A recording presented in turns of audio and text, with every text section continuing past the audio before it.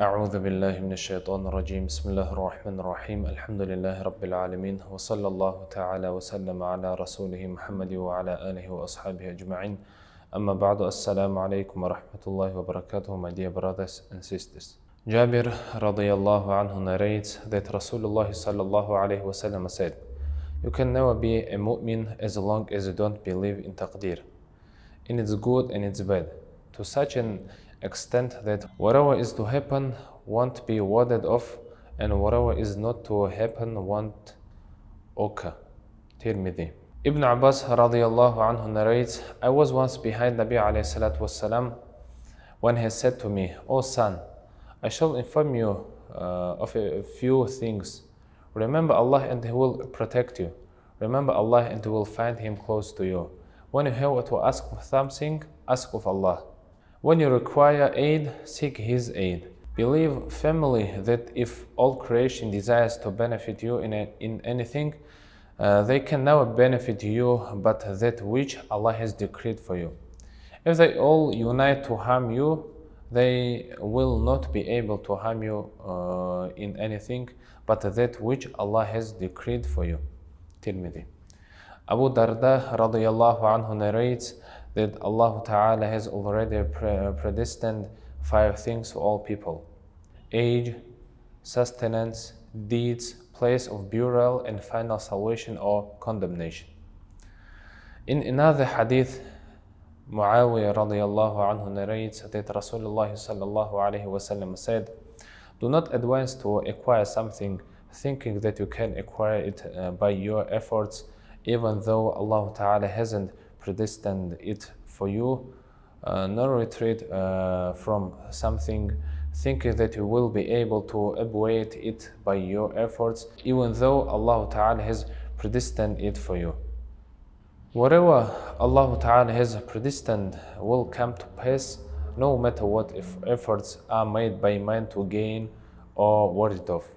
Abu Hurairah radiyallahu anhu narrates that Rasulullah sallallahu alayhi wasallam said, "Strive to acquire what is beneficial for you. Seek the aid of Allah. Do not lose courage, and if a setback overtakes you, do not say, 'If I had done this, then it would be happened like this.' That is not what had happened.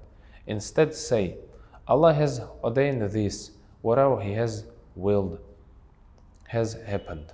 The above ahadith have been extracted from Jam' al-Fawaid. These ahadith pertain largely to Taqdeer. The narrations which will appear hereunder pertain more to tawakkul. Allah Ta'ala states in the Quran, "A'udhu billahi minash shaitanir rajim, bismillahir rahmanir rahim, فَإِذَا عَزَمْتَ فَتَوَكَّلْ عَلَى اللَّهِ إِنَّ اللَّهَ يُحِبُّ الْمُتَوَكِّلِينَ." After you have consulted, and when you have firmly decided, then have trust on Allah, and proceed to do what you have decided to do. Verily, Allah Ta'ala loves those who place reliance on Him. Surah Al-Imran. What greater wealth does one require than the love of Allah? Those whose trust and have reliance upon Allah have secured His love. There is no doubt in the success of such people. From this verse, it is also manifest that along with tawakkul should be tadbir. That is, employment of the correct agencies, means and ways. Consultation, which is mentioned in the ayah, is in fact a way for deciding an affair. However, one should not repose reliance on tadbir. Even after having instituted the ways and means, reliance must be placed on Allah Ta'ala. Allah Ta'ala says in the noble Quran, meaning, "They, the Sahaba, are such sincere people that when some person said to them, 'These people,' that is, the kuffar of Makkah, 'have made great preparations for you, that is, for fighting you, you should therefore fear them.' There the Sahaba Iman became stronger. Allah is sufficient and is best. Unto Him affairs are assigned." Thus, these people, the Sahaba, returned loaded with the bounties of Allah. No grief overtook them, and they remained following the pleasure of Allah.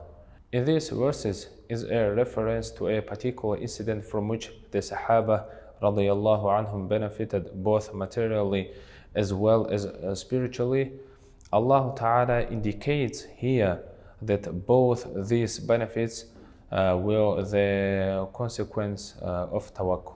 Allah Ta'ala orders Rasulullah sallallahu alayhi wa sallam in the Noble Quran to say, قل لن يصيبنا إلا ما كتب الله لنا هو مولانا وعلى الله فليتوكل المؤمنون قل هل تربصون بنا إلا إحدى الحسنيين ونحن نتربص بكم أن يصيبكم الله بعذاب من عنده أو بأيدينا فتربصوا إنا معكم متربصون. Say, O Muhammad, nothing can overtake us but that which Allah has ordained for us. He is our King. All believers should assign their affairs to Allah. Ask the kuffar, what are you awaiting for us? One goodness out of two, while we are awaiting with regards to you, that Allah inflict you with a punishment from His side or at our hands. So await, we too are awaiting. Surah At-Tawbah. Since Allah Ta'ala is the King, the someone should be pleased with whatever the king chooses. This should be the condition of all Muslims. Both prosperity and adversity are beneficial for Muslims. Times and conditions of hardship prove beneficial for Muslims in relation to the end result. In enduring the hardships, ranks increase and sins are forgiven. Thus, it matters not which conditions a Muslim is in.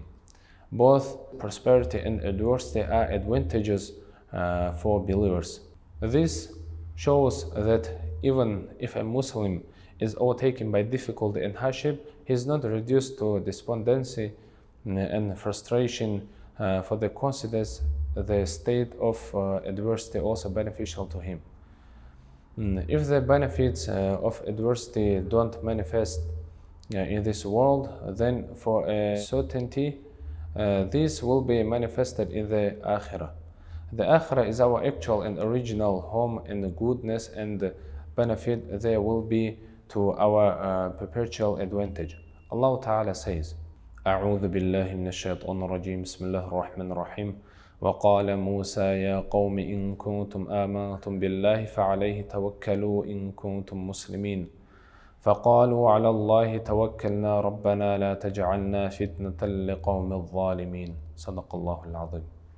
Musa, when he saw Bani Israel in fear and suffering because of the cruelty of Fir'aun, said, O my people, if you have true iman on Allah, then have trust in Him, if indeed you have submitted to Him. They said, we have reposed trust on only Allah. They then supplicated, O our Rabb, do not make us the target of these oppressors. Save us by your mercy from these unbelievers. Surah Yunus. From this verse, it is learned that along with tawakkul, dua is very efficacious. Allah Ta'ala says, وَمَنْ يَتَوَكَّلْ عَلَى اللَّهِ فَهُوَ حَسْبُهُ. Whoever has trust on Allah is sufficient for him. Allah Ta'ala dispenses all affairs of those who have trust on Him, be the affairs of a physical or spiritual nature. This is indeed a wonderful promise made to those who adopt tawakkul. Sa'ad radiallahu anhu narrates that Rasulullah sallallahu alayhi wa sallam said, the good fortune of a person is that he remains pleased with what Allah has ordained for him. The misfortune of a person is that he refrains from asking Allah for goodness and that he is displeased with what Allah has ordained for him. Amr ibn As radiyallahu anhu narrates that Rasulullah sallallahu alayhi wa sallam said, the heart of man lingers after everything. Allah doesn't care for a man who puts his heart at the disposal of everything. He may be destroyed in any place and way. Allah cares not for him. Whoever has trust on Allah, Allah suffices for him in all affairs. This hadith points out that such a man whose trust is reposed in Allah doesn't become despondent and isn't smitten by worry. Imran bin Hasin radiallahu anhu narrates that Rasulullah sallallahu alayhi wasallam said, "Whoever remains aligned to Allah with his heart, Allah will be sufficient for him in all his affairs. Allah will bestow on him sustenance from such quarters which he didn't even think of. Whoever aligns himself with the world, Allah hands him out to the world."